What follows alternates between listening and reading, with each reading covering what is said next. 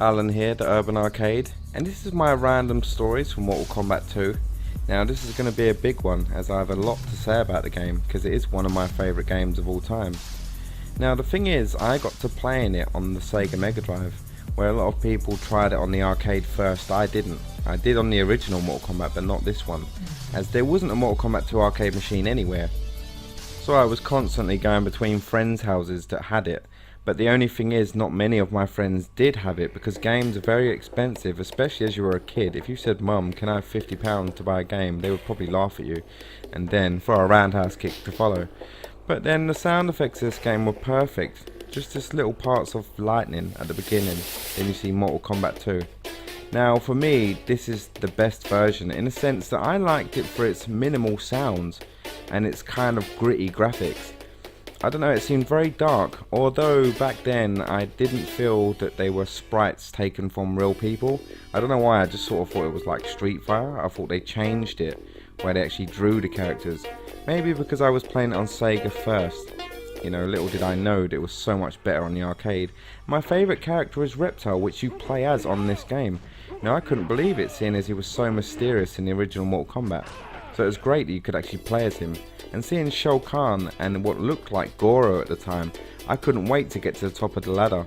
Little did I know it was very hard, and you had credits on this. So if you ran out by the time you got there, you just had no chance, and it was such a hard game. It was quite cheap in a way. It just didn't feel as balanced as I thought other fighting games should have been. But it was a good fighting game. Not saying that Mortal Kombat isn't balanced itself, but I'm saying it was very hard. The AI was made to kill you, and kill you it did. But there was some big hype on the game, lots of fatalities and lots of hidden secrets. I didn't know any of them, and there was magazines going around everywhere. It was on telly and everything. You can imagine every TV channel you went on, every magazine or newspaper you opened, they were talking about it. And I just couldn't believe it. In school, it's all you heard. And when I first knocked someone into the acid here, or was knocked into the acid, I couldn't believe it. It was gruesome, a stage fatality on the first stage. And I remember this television show called Bad Influence. It even had the actors on it. They were playing the SNES version of Mortal Kombat 2. Look at them. Looks brilliant. Brings back so many memories of how fresh it was. And I went to this arcade in Clacton, which I stayed in that area for 10 days. And that was the first time I came across Mortal Kombat 2. Now it was in a segment of the arcade that was closed off to kids. And literally only adults, anyone that was 18 or above could go in there. And that was the first time I got a glimpse of the arcade machine, and I couldn't believe it. It was huge. Being a kid as well, it towered above me. I looked up, and I've added these sound effects to this video just specifically to give you the effect I had back then looking up at this Mortal Kombat 2. Here you go, one sec.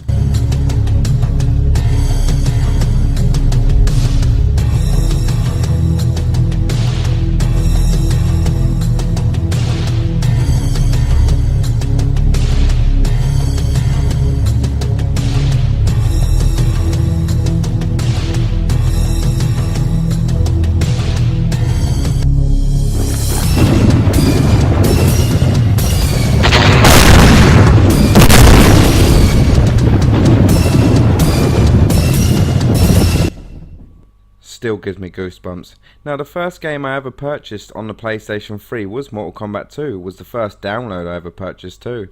Now they also made Mortal Kombat Arcade Collection, which had all three of them, which was great because I like knowing I have them at the press of a button. I also have the complete edition and download and the actual Mortal Kombat 9 on disc. Mortal Kombat 2 on the PlayStation 3 was so crisp. Now we already had Mortal Kombat 2 on Midway Arcade Treasures and a few others, but it was so nice to have it here. This overlay they used was perfect, although I did prefer the overlay they used in Mortal Kombat Arcade Collection, but it was crisp, such nice sound, such clear graphics. They done it very well, everyone loved it, and I couldn't believe it. I remember first playing this online versus someone, and back when it first came out there was a lot of people playing it.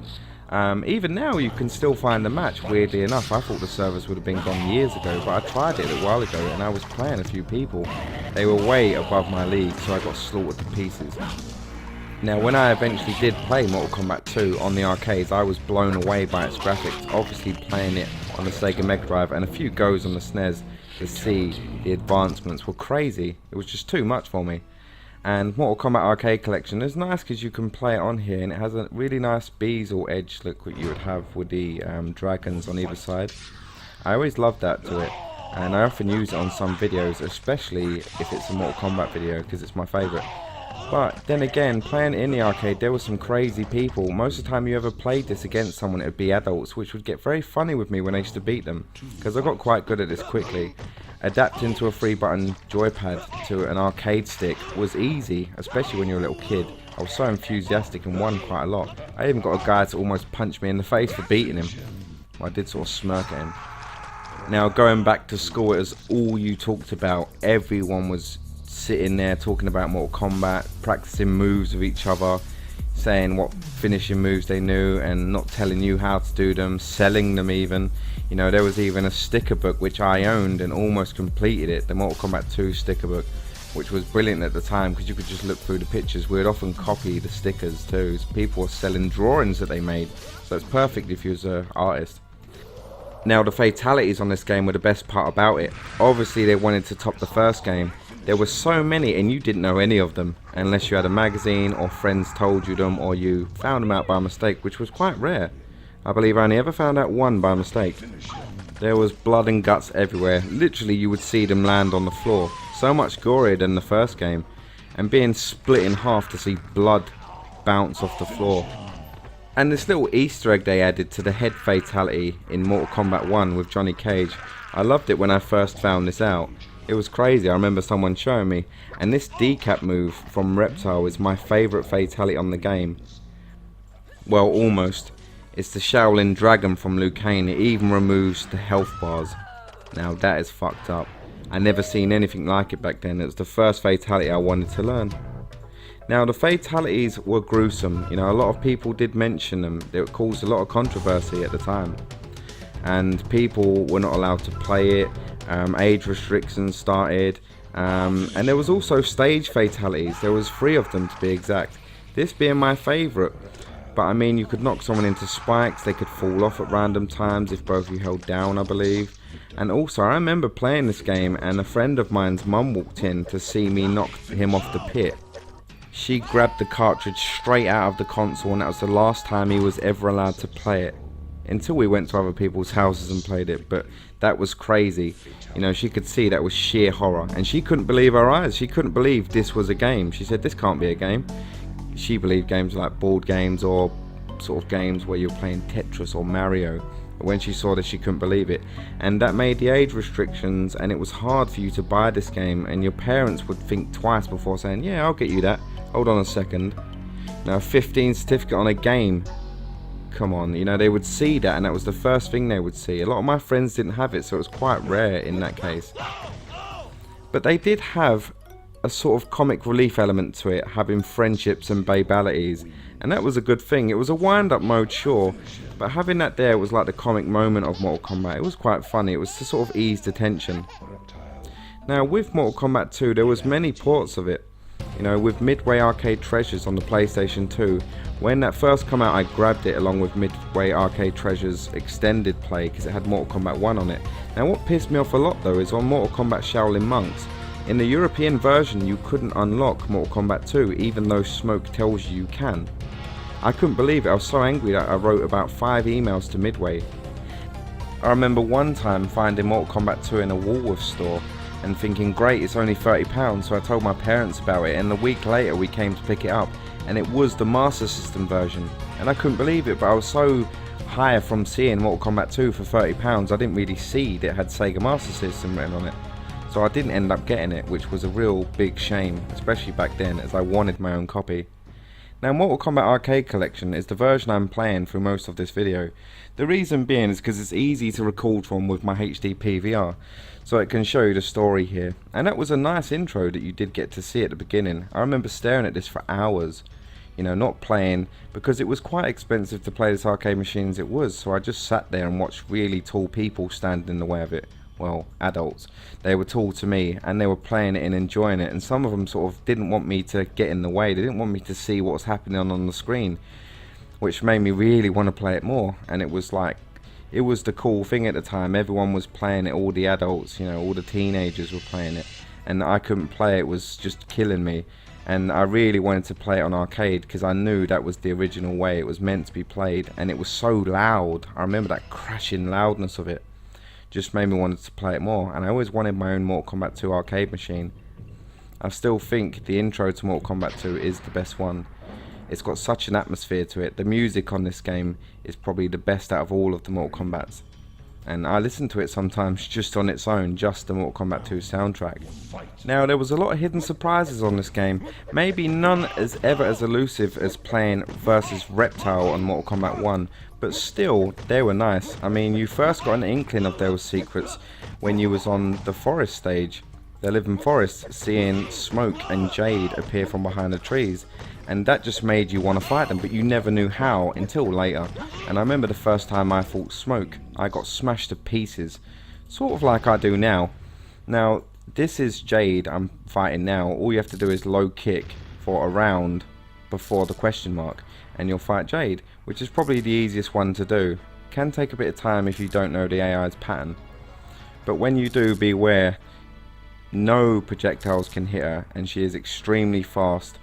Kind of like the way Melina is, you know, when you've got her up on the ladder and further up, and she's really difficult.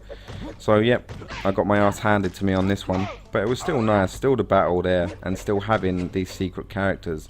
And she was scary. It was also nice to go back to a level that was on Mortal Kombat 1, which is Goro's lair, minus the eyes in the background. It's like they've all left. And then after 250 battles, you get to play the classic Pong game, which I never played as a kid, but I was always aware of it in gaming history. It's sort of something everyone mentions. Now, I've sped it up a bit here because it does take ages, and it does say toasty every time you let one go past. And also, you get up to it's 7 score that you do get on it. It goes up to 7, and then it goes back to you fighting again. So, another 250 games if you do want to play it again. Now, also, when it does come to the hidden characters, probably the one that people mentioned the most was Noob Saibot, which is Boone Tobias, you know, backwards. And he's very hard, but not the hardest. I think actually he's probably the easiest out of all of them. There's a pattern you can follow to beat him, you know, which is quite easy. So I've beaten him lots of times. I believe the first time I ever fought him, I did win the battle, which was good. I think he was the first hidden character I ever beat on Mortal Kombat 2. You know, the one that took me the longest was actually Smoke. And yes, I am using the Challenger hack version of the game, playing it through MAME. And he is the fastest and toughest character out of all 3 of the hidden characters. But playing him, you do get better. If you can beat him, you can pretty much beat anyone on this game, I tell you. And with a pattern, literally jumping backwards or side kicking him when he makes a mistake after blocking, you're pretty much good to go.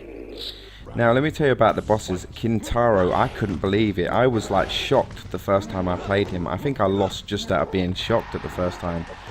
He was crazy. You see these tiger stripes on his back. Now on the arcade version, every time he hits you, you hear the crowd cheer. And you see Shao Kahn just sitting there looking at you. And also Kano and Sonya tied up. Which that was quite weird, not seeing them in the game, but then seeing them tied up. I never understood why back then, but I later understood why and found out why. One being that Sonya left the scene for Mortal Kombat due to legal reasons. But then again, Kintaro, I think, was so difficult. It took me so long to learn the pattern to beat him. But then on to Shao Kahn. He was the only person that spoke to you, the announcer on the game, but he used to taunt you as you were playing versus him. And there were, again, patterns you could use to beat him. And then he wasn't so hard after all. But then if he did manage to hit you, he could turn the game around. He could turn that whole match around with literally a few seconds and a few hits. You had a chance when he was taunting, or you could hit him while he was blocking.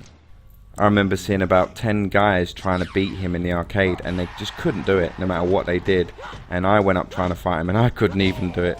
But I developed this little technique later on. I don't know how I found it out, but just literally low kick, high kick, or just low kick.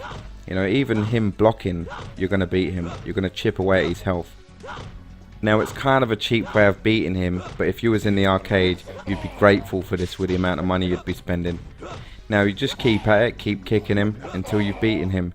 He turns into stone, you see back flashes throughout the stages, and then he explodes, which is a brilliant ending. I always love that. And you are the supreme champion. Do you know what? I always wished that you would see your character sit on that throne. I always did, like ever since I was a little kid. And I just wanted to play through this to see the endings. It was harder than Street Fighter in the sense that it was so difficult to get to an end just to see an ending on it. So when you did, it was a real treat. You would sit there, everyone would sit there thinking, wow, look at this, you know, with these little stories of each character, which went into quite detail. Now, Mortal Kombat just had that mysterious effect to it. You know, you thought there were so many secrets. Everyone used to make up so many myths about it, but everyone believed it. Everyone had their own little story of Mortal Kombat. Kind of like what I'm talking about now. You know, this is my story of when I was a kid growing up to playing it even today. You know, I have about 5 different versions of this game. I even have the arcade collection on PC, which funny enough doesn't work on Windows 8 now. I only paid £5 for it anyway.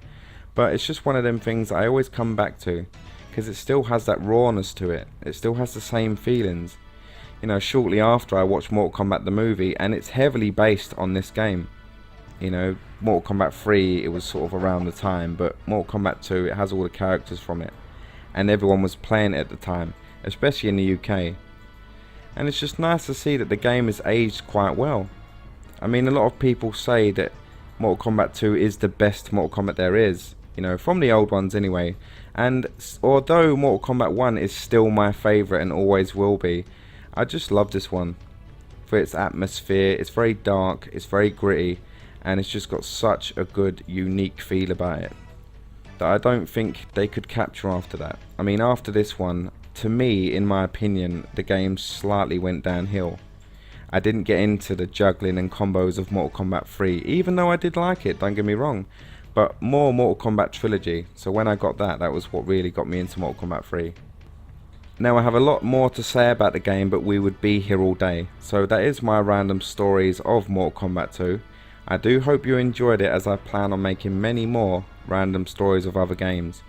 Now this video took me quite a long time to make too, so I really hope you enjoyed it. Feel free to comment and let me know what you think, because it does mean a lot to me. Take care, see you later.